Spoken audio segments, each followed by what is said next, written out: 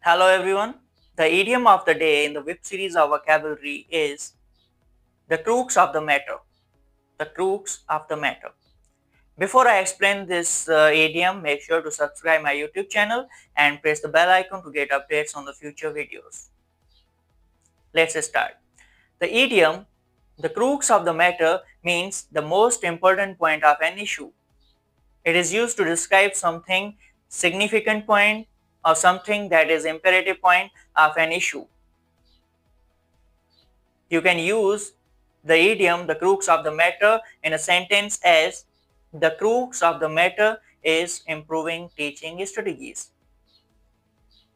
which means teaching strategies must to be improved. It is important, it is significant to improve our teaching strategies to make sure the quality of our education system improves.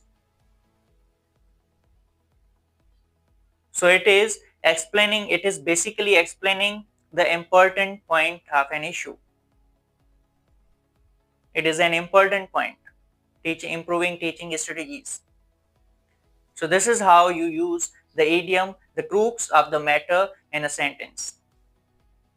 So this is about our idiom of the day, the crux of the matter, which means the most important point of an issue. Thank you for watching.